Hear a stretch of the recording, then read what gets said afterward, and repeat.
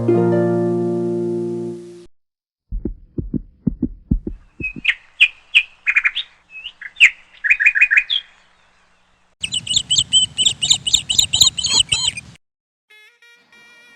இங்க பாருங்க. எல்லாரும் சிரிச்ச மாதிரியே இங்க பாருங்க. என்ன அண்ணியாரே, கழுத்துல போட்டிருக்கிறது கவரிங் தானே? ஆமா தீபா, இப்போ அதுக்கு என்ன? நான் போட்டிருக்கிறது எல்லாமே தங்கம், பார்த்துக்கோங்க. எல்லாம் எங்கள் அண்ணன் வாங்கி கொடுத்தது, 25 பவுனு. ஏன் பக்கத்தில் இப்படி கவரிங்லாம் வந்து போட்டுட்டு நிற்காதீங்க என்ன? போய் அந்த சைடு நில்லுங்க. தீபா ஏன் அப்படி சொல்லுத? தீபா என்ன பேசிட்டு இருக்க நீ? நீ போட்டிருக்க நகை எல்லாமே என்னங்க? சின்ன பொண்ணு, இப்பவாது என்ன பேச விடு. வேணாங்க, நீங்க எதுவுமே பேச வேணாம். நான் சொல்லியிருக்கேன்ல உங்களுக்கு, கல்யாணத்துல பிரச்சனை வேணாம், நான் அங்க வந்து நிக்கிறேன். அம்மா, நீ வந்து என் பக்கத்தில் நில்லுமா. என்னடி ஆயிட்டு? ஒன்றும் இல்லைம்மா, கவரிங் போட்டுட்டு வந்து என் பக்கத்தில் நிற்க வேணான்னு சொன்னேன். ஏன்டி அப்படி சொல்லுத? உங்கள் அண்ணனுக்காண்டி பாரு, அவகிட்ட அப்படிலாம் பேசாத என்ன? இது வரைக்கும் ஒன்று அதட்டி கூட பேசாதும் பொண்டாட்டி ஒரு வார்த்தை சொன்னதும் எப்படி சண்டைக்கு வரான் பார்த்தியா? நாம் பார்த்து அனுசரித்து நடந்துக்கிட்டாதான் அவன் நம்ம கைக்குள்ளேயே இருப்பான் என்ன? அவள் ஒன்றும் இல்லாமல் வந்தாலும் வாய்க்கு ஒன்றும் குறைச்சல் இல்லை பார்த்துக்க. உங்கள் அண்ணங்கிட்ட எதையாவது சொல்லி கொடுத்து சண்டை மூட்டி விட்டுருவா பார்த்துக்க.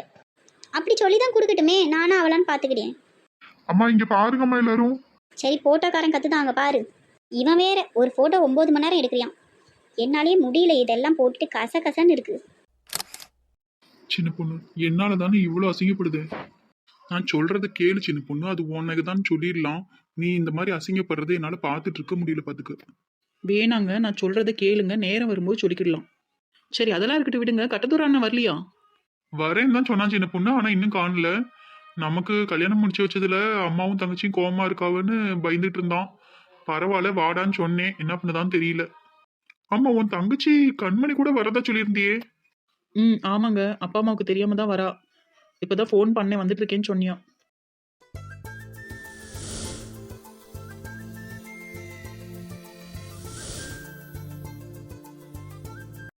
கண்மணி. ஏ அக்கா, உன்னை பார்த்து எத்தனை நாள் ஆயிட்டு?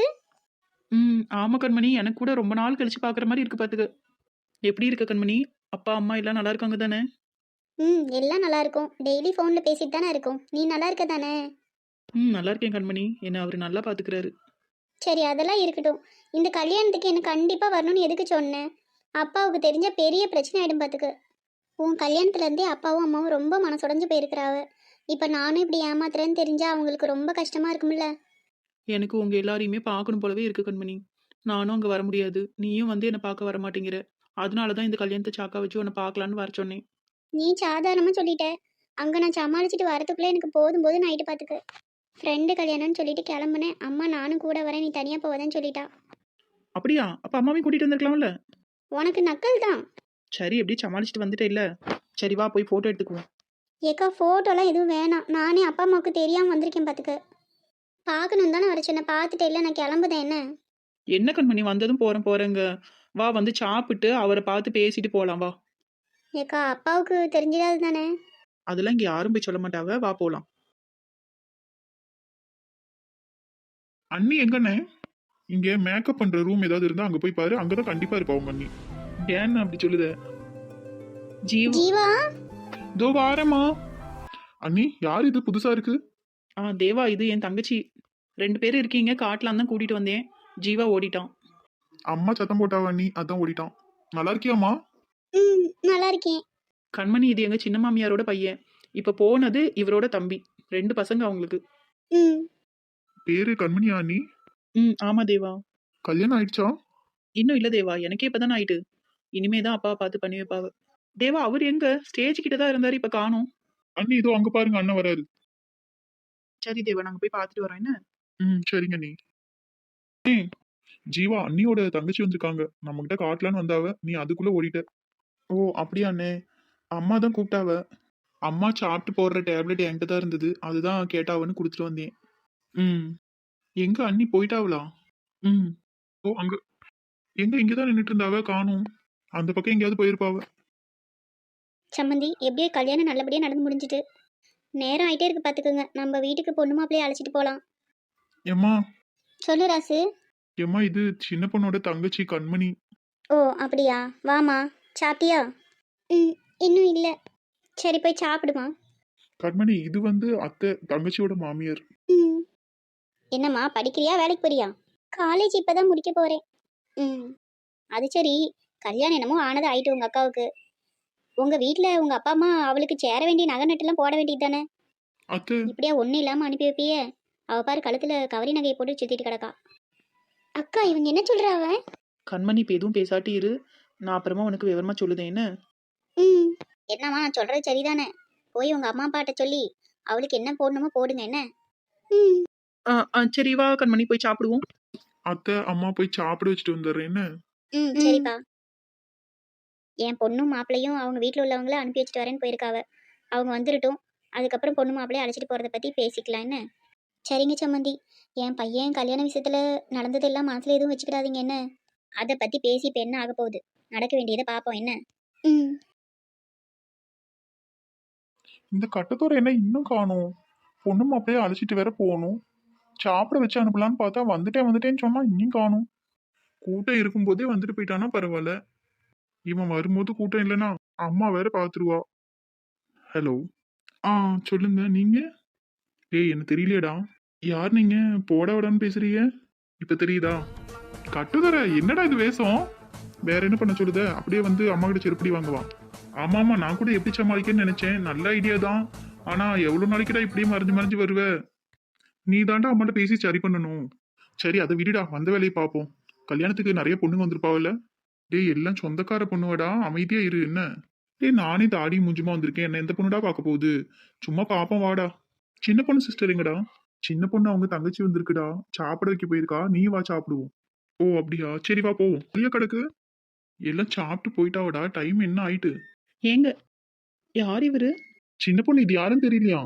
தெரியலங்க. நம்ம கட்டதுற சின்ன பொண்ணு. கட்டதூர் அண்ணனா? கட்டதூர் அண்ணனுக்கு தாடி இவ்வளோ பெருசு எப்படி முளைச்சிட்டு திடீர்னு? பொய் சொல்லாதியே. சின்ன பொண்ணு நிஜமாவே கட்டதுற தான். ஆமாம்மா நான் தான்.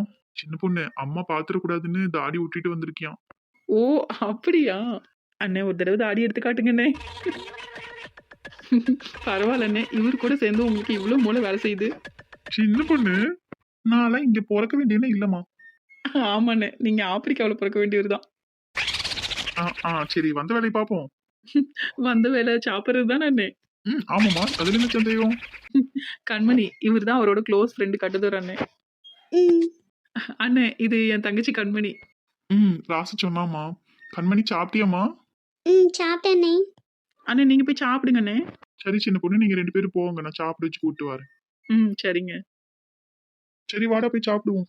என்னடா சின்ன பொண்ணு சிஸ்டர் இப்படி டேமேஜ் பண்றாவ என்ன? இந்த கட்டதுறையோட திறமையை ஒரு நாள் உலகம் அறியும். அறியும் வாடா கை கழுவிட்டு சாப்பிடுவோம்.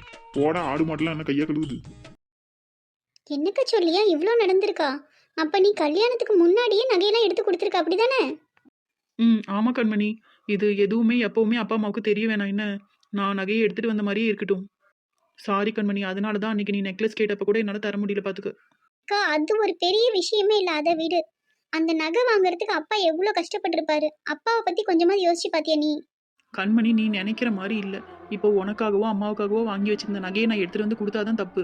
ஆனால் அப்பா எனக்காக என்னோட கல்யாணத்துக்காக வாங்கின நகை தானே. எப்படி இவரை தான் கல்யாணம் பண்ணிக்க போறோன்ற நம்பிக்கையில தான் நான் அதை எடுத்து கொடுத்தேன்.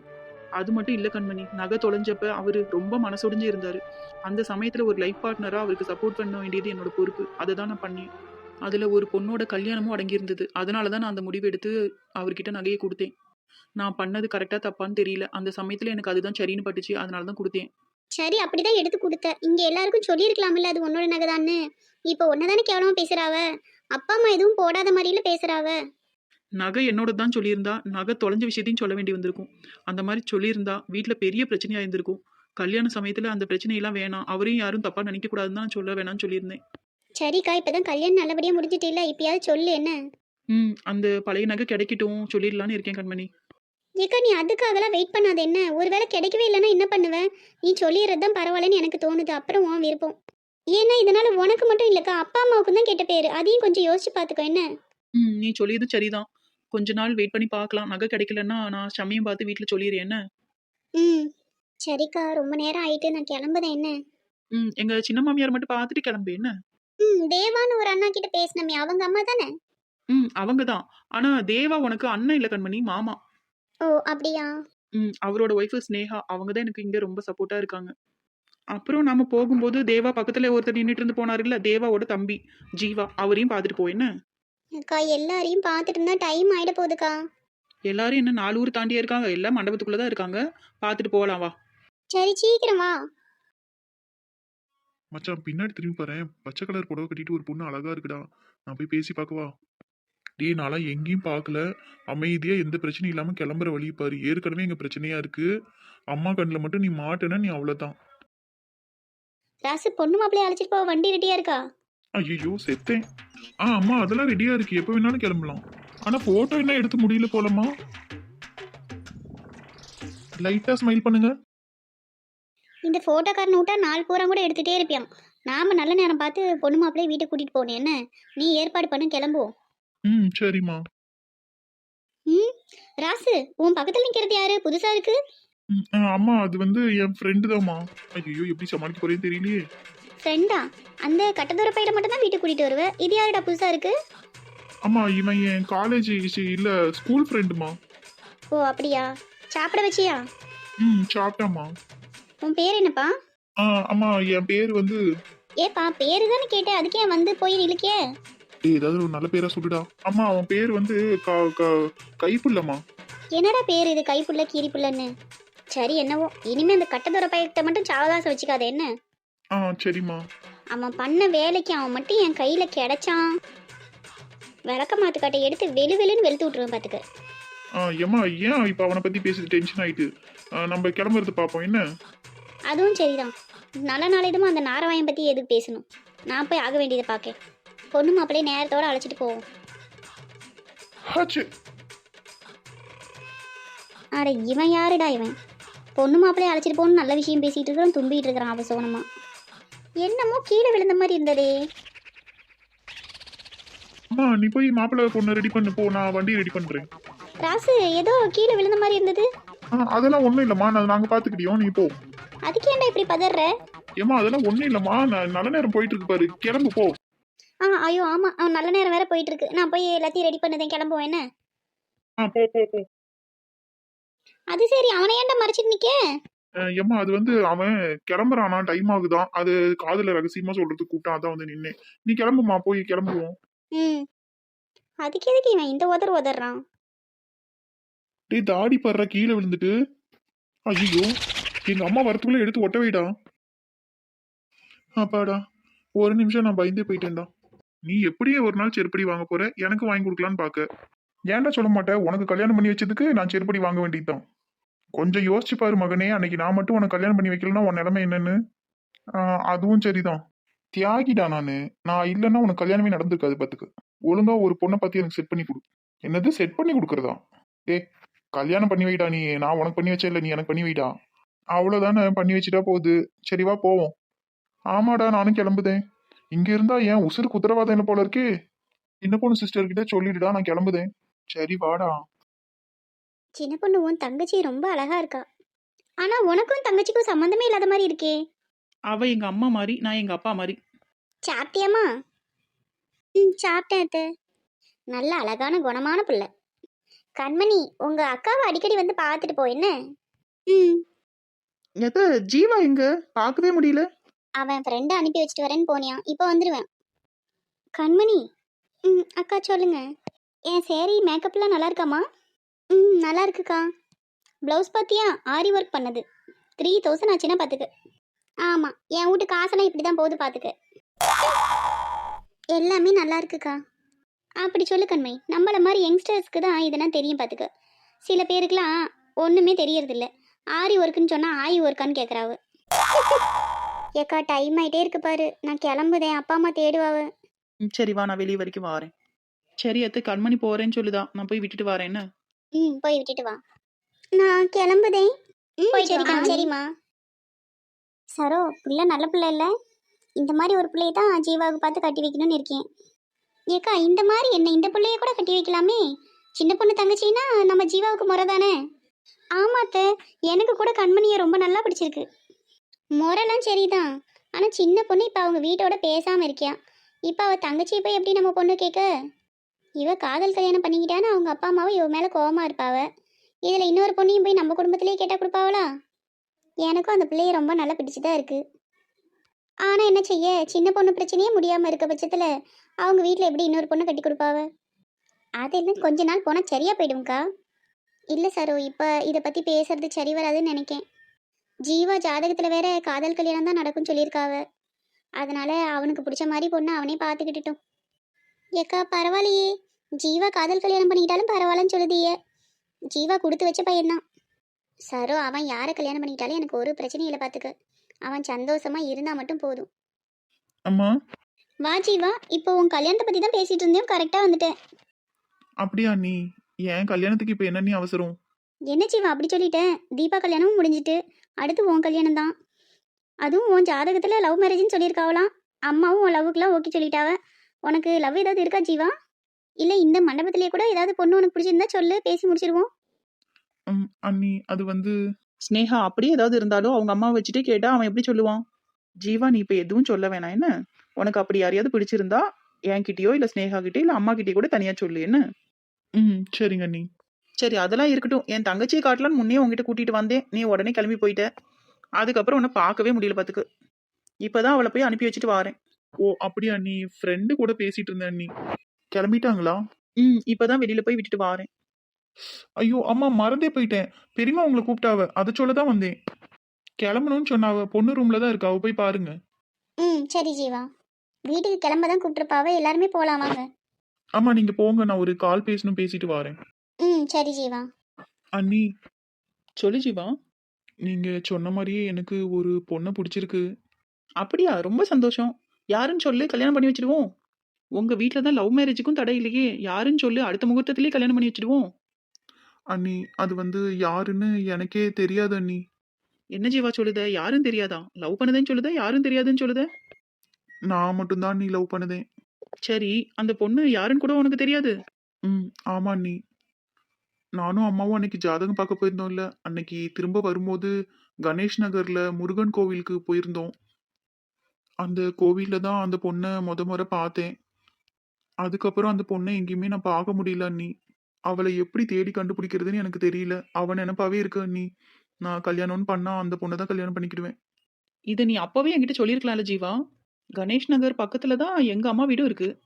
அண்ணி அப்படியா? அப்ப கண்டுபிடிச்சிடலாமா அண்ணி? அதெல்லாம் ஒரு மேட்ரே இல்லை, கண்டுபிடிச்சிடலாம் விடு, கவலைப்படாத என்ன. நான் ஒரு ஐடியா சொல்லுதேன், அது கேளு என்ன. சொல்லுங்க அண்ணி. அந்த முருகன் கோயில்ல சஷ்டி பூஜை ரொம்ப விசேஷமா பண்ணுவாவ. அதனால நீ சஷ்டி அன்னைக்கு அங்க போயிட்டு ஒரு முறை பார்த்துட்டு வா. அங்க அந்த பொண்ணை கண்டிப்பா நீ திரும்ப பார்க்கறதுக்கு வாய்ப்பு அதிகமா இருக்கு. அப்படி அன்னைக்கும் பார்க்க முடியலன்னா அடுத்து என்ன பண்ணணும் நான் சொல்லுதேன் என்ன. சரிங்க அண்ணி, ரொம்ப தேங்க்ஸ் அண்ணி. நான் கூட மறுபடியும் அந்த பொண்ணை பார்க்கவே முடியாதோன்னு நினைச்சேன். கண்ணை கட்டி காட்டுல விட்ட மாதிரி இருந்தது. இப்போ நீங்க சொன்னதுக்கு அப்புறம் தான் எனக்கு உசுரே வந்துச்சுன்னா பாத்துக்கோங்க. தேங்க்ஸ் எல்லாம் எதுக்கு ஜீவா? எதுவா இருந்தாலும் என்கிட்ட ஓப்பனா பேசு என்ன. சரிங்க அண்ணி. சரி, நீ ஏதோ கால் பேசணும்னு சொன்ன இல்ல, பேசிட்டு வா, நாங்க அங்க இருக்கோம் என்ன. சரிங்க அண்ணி. முருகா ரொம்ப தேங்க்ஸ் முருகா, ஒரு வழியை காட்டிட்ட. சஷ்டி அன்னைக்கு உன் கோயிலுக்கு வாரேன். அந்த பொண்ணை எப்படியாவது என் கண்ணில் காட்டிட்டேன்னு. எங்க அக்காவை காணும்? அக்கா மாமா யாரையுமே காணும். என் மொபைல் வேற மாமா கிட்ட இருக்கு. இப்ப என்ன பண்றது? ஐயோ பார்த்து.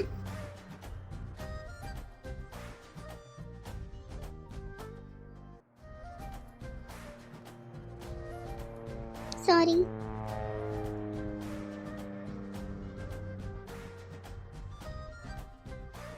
நீங்க நீங்க ஐயோ, யாரும் தெரியலையே. ஒருவேளை அப்பாவுக்கு தெரிஞ்சவங்களா இருக்குமோ? பேசாம கிளம்பிடுவோம். நில்லுங்க ஒரு நிமிஷம். எங்க போனா அதுக்குள்ள மின்னல் மாதிரி வந்துட்டு போயிட்டா. இத்தனை நாள் கழிச்சு பார்த்தும் பேச முடியலையே. இப்ப இவளை நான் எங்கன்னு தேடுவேன். சரி, அண்ணி சொன்ன மாதிரி சஷ்டி அன்னைக்கு போய் பார்க்க வேண்டியதுதான். வேற வழி இல்ல. ஜீவா, இதோ வாரேம்மா. நான் கிளம்புறேன். நான் வேணா உன் கூட வரவாமா? இல்ல மாமா, அதெல்லாம் ஒன்றும் பிரச்சனை இல்லை, நான் போய்க்கிட்டே. மொபைல் வாங்கிட்டு போயிடலாம் தான் வந்தேன், நான் போயிட்டு வரேன்னு. சரிம்மா. மணி அப்பவே கிளம்புனா இங்க என்ன பண்ணுத? அக்கா, நம்ம சாப்பிட போகும்போது மாமா கிட்ட மொபைல் கொடுத்தல, மறந்துட்டே போயிட்டேன். அதான் வாங்கிட்டு போலான்னு வந்தேன்க்கா. நான் இப்ப வண்டி ரெடியா இருக்கான்னு பார்க்கலான்னு வந்தேன், நின்றுட்டு இருந்தியா? மொபைல் வாங்கிட்டேன்க்கா, நான் போயிட்டு வரேன்னு. சரி கண்மணி, பார்த்து பத்திரமா போயிட்டு வா என்ன. போயிட்டு எனக்கு ஃபோன் போடு. சரிக்கா. மாமா போயிட்டு வரேன். சரிம்மா. சரி போவோம் வாங்க, அங்கே எல்லாரும் ரெடியாக இருக்காவ. ம். என்ன லதா சாப்பாடு பத்தியா? ம் காளான் பிரியாணி ஒன்று போட்டாவ. நானும் காளான் ரொம்ப நேரமாக தொலைவிட்டே இருந்தேன். ஒன்று கூட சிக்கலன்னா பார்த்துக்க. அட அது கூட பரவாயில்ல. பொங்கல்னு ஒன்று வச்சாங்க பாரு. வச்சாங்கன்னு சொல்லக்கூடாது, ஊத்துனாங்கன்னு தான் சொல்லணும். அது பாயசம் கணக்கா இருக்கு. ஏன் இலையில ஊத்துனாவ ஜக்கம்மா இலைக்கு போயிட்டு. அப்புறம் என்ன சாப்பிட்டியா இல்லையா? அவ தான் சாப்பிட்டா. அப்ப நீ பொங்கல் சாப்பிடவே இல்லையா? சாப்பிட்டியான்னு கேட்காத, குடிச்சியான்னு கேளு. சரி அப்புறம் என்னதான் பண்ண? அப்புறம் என்ன செய்ய, ஜக்கம்மாவுக்கு பொங்கல் வைங்கன்னே வந்து அவ இலையில ஊத்துனாவ. அது என் இலைக்கு வந்துட்டு அதை சாப்பிட்டேன். இந்த செல்லத்தாய்க்கு என்ன கேடு வந்துட்டு? ஒரு நல்ல சாப்பாடு போட்டாதான் என்ன? அது சொல்லு. வடைன்னு ஒன்று வச்சாவ பாரு, கல்லு கணக்கா. அதை தூக்கி எறிஞ்சா எதிர்த்தாப்புல இருக்கவங்க மண்டையை உடஞ்சு போயின்னா பார்த்துக்க. ஆமாலத்தா அப்படித்தான் இருந்துட்டு. பேசாம ஆளுக்கு 4 வடை எடுத்துட்டு போனா என்ன? அந்த வடையை எடுத்துட்டு போய் என்ன பண்ண போற? நீ எதுக்கு சொல்லுதுன்னு எனக்கு தெரிஞ்சு போயிட்டு. வீட்டில் சண்டை வரும்போது புருஷன் மண்டையை உடைக்கிட்டானே. அதுக்கே தான்.